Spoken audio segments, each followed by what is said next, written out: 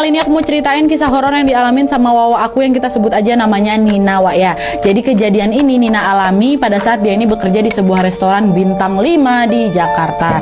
Kejadiannya terjadi tahun 2018 lalu, Wak. Nah, jadi ceritanya hari itu restoran tempat Nina ini bekerja, salah satu hallnya ini di booking selama 5 hari untuk acara perhimpunan pengusaha kayak gitulah, Wak. Nah, sebelumnya setiap ada yang booking hall di restoran itu untuk wedding ataupun untuk gathering nggak pernah ada masalah. Tapi kali ini permintaan dari si klien ini agak janggal gitu, Wak, karena permintaannya tuh agak aneh. Mulai dari permintaan meja tambahan yang kemudian meja itu tidak ada yang boleh pakai, dan permintaan untuk selalu menyalakan dupa di setiap sisi hall. Nah, karena tuntutan profesional pekerjaan, semua permintaan itu ya tetap dilakukan aja. Dan walaupun terasa janggal, Wak, Nina ini juga nggak terlalu ngambil pusing ya kan. Nah, hari pertama sampai hari ketiga acaranya berlangsung dengan lancar, nggak ada apa-apa nih.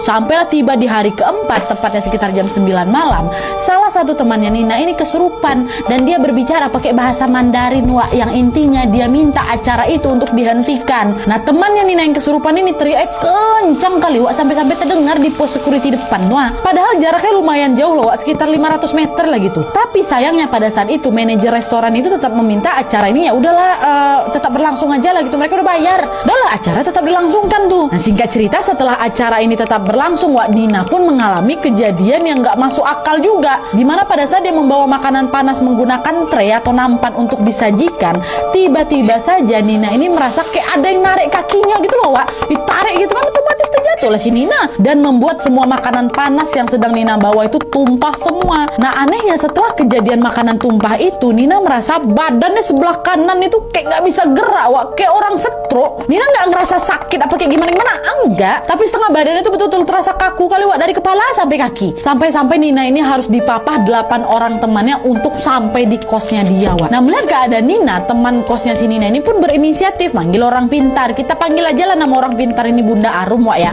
Nah, baru aja Bunda Arum ini sampai di kos mereka, tiba-tiba Bunda Arum ini nyeletuk, "Wah, Nina, kamu itu calon tunggal," katanya. Dan gak lama kemudian Bunda Arum ini pun memeganglah kepalanya Nina dan berbicara pakai bahasa Mandarin, Wak, selama kurang lebih 3 jam pakai bahasa Mandarin. Dan setelahnya kondisi Nina pun berangsur membaik ya.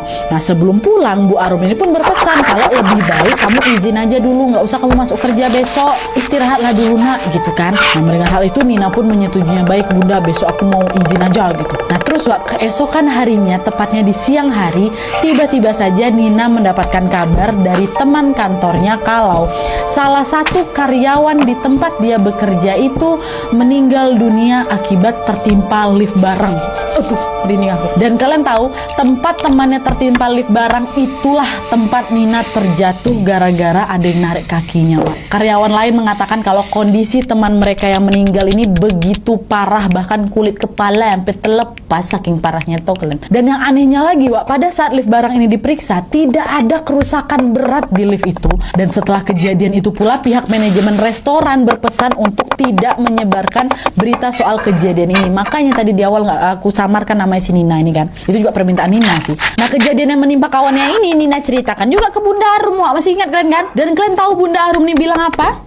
Jadi ternyata salah satu pengusaha yang datang ke acara kemarin itu melakukan perjanjian pesugihan agar usahanya lancar. Nah, imbalan atau tumbal yang dibutuhkan adalah jiwa manusia yang sedang menstruasi yang berada tidak jauh dari tamu tersebut. Nah, sebenarnya yang mau ditumbali siapa? Itulah Nina, tapi meleset, kenalah ke kawan dia yang lain, Wak. Dan akhirnya sejak kejadian karyawan meninggal tertimpa lift itu, satu persatu karyawan pun resign semua, termasuk Nina.